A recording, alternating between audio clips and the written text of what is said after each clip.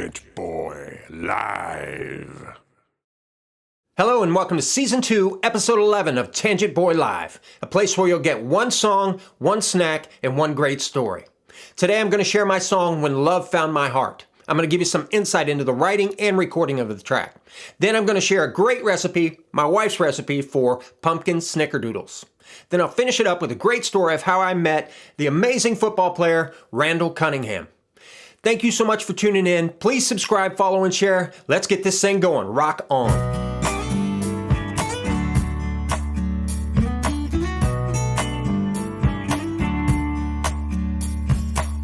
I've tried to make it alone without reason, so far from home.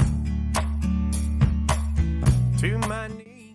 When Love Found My Heart. This song's very dear to me. I recall recording this track back in 2017. I recorded it for the Shared Time album. This song is very personal. Lyrically, it's about being a functional alcoholic and realizing that I needed help from something more than myself to get through that. And not saying I'm perfectly through it, but my faith has really helped me. And that's what lyrically this song is about. And man, I recorded this, the sonic quality of it, the guitars, the bass, the drum sounds, the solo at the end. Vocally, it's very rough, but you can tell it's heartfelt. And luckily, one of my publishers thinks the same. And it's currently, I think it's been in 7 episodes of Young and the Restless. So this song, like I said, is very dear to me. I'm going to perform it acoustically for you. I hope you like it.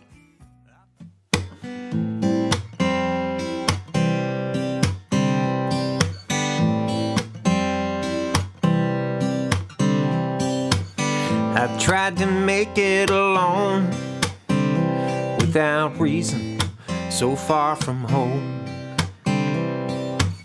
To my knees I've fallen once again and missed my mark. When love found my heart, that's when love found my heart. Wrapped up in day to day, it all felt right till I lost my way. Something calling, it's time for a new start. That's when love found my heart, and I found my way into your arms. I knew I'd stay right where you are. That's when love found my heart. Love found my heart. When love found my heart, love found my heart. I've been tempted by false sensations and I smashed that bottle on the floor. No more running, I know exactly who you are. It's when love found my heart, and I found my way into your arms. I knew I'd stay right where you are. That's when love found my heart. Love found my heart. Love found my heart. Love found my heart.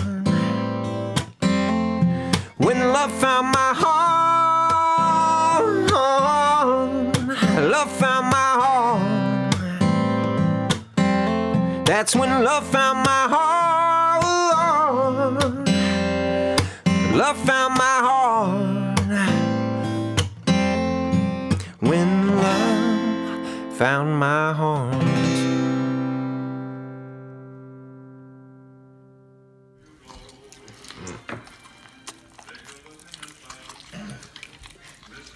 All right, let's make these pumpkin snickerdoodles. These are the ingredients you'll need. Got that? Good. First thing you want to do is make your dry mixture. Add your 3 cups of flour, the pumpkin pie spice, cream of tartar,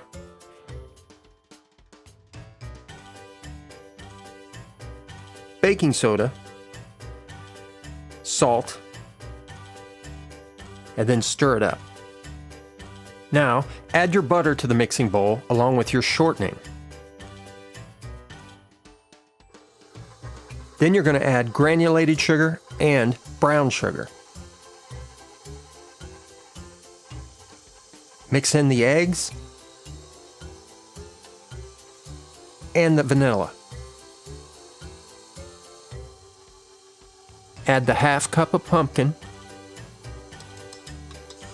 Make sure to mix this up really well. Now we're just going to add our dry mixture. Do it slowly so you can mix it very well.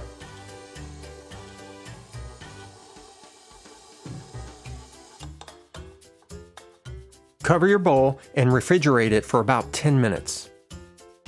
Oh yeah.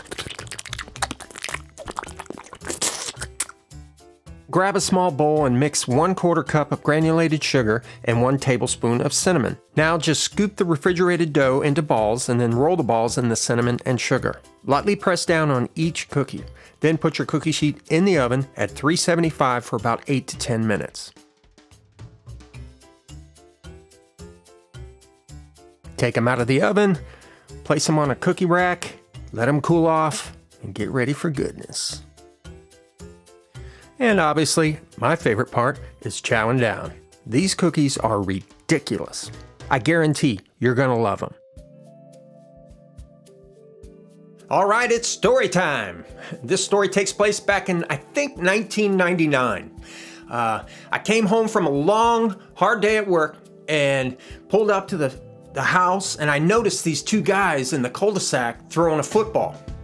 And for those of you who knew or remember watching Randall Cunningham, he had a very distinct throw. His arm, the way he threw the ball, you just knew it was him. And as I got out of the car, I'm watching these guys, and I thought, I'm like, man, that has to be him. And I went inside, got out of my uniform, put on some sweats, and I said, I gotta pretend, I'm gonna go outside, pretend I'm going to the mailbox. And I kept watching him as I go to the mailbox, and we locked eyes on each other, and I said, dude, I gotta catch a couple from you. And he started laughing. So I take off running, and I said, before I started running, I said, be real with me here. I wanna see if I can catch one. He said, all right. So I took off running as fast as I could, really fast, and he threw about a 25-yard pass and hit me right in the hands. I'd like to say hands, but it actually hit me in the chest, and I caught it. And I was like so elated that I even caught it. It was so cool. And I threw it back to him, and I ran the other way, and he threw it right, hit me right in the chest again. Boom! And I caught the ball and threw it back to him, and I said, thank you so much, Randall. It's just so cool to meet you and catch a couple passes from you. He said, it's all right, man. And truth be known, side story, one of his best friends lived across the way, and they were friends all through school when they went to UNLV, so that's why he was over there just visiting his best friend. I went inside and I said, you're not gonna believe this, but that's Randall Cunningham.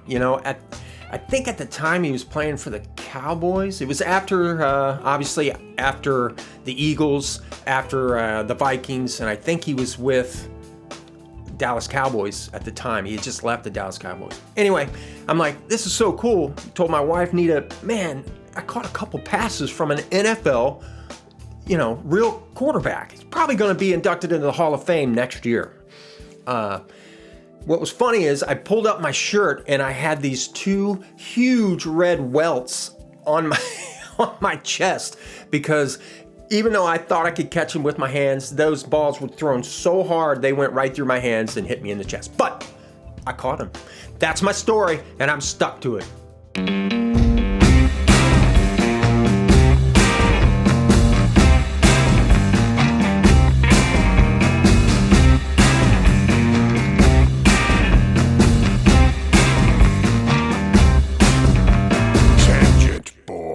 live.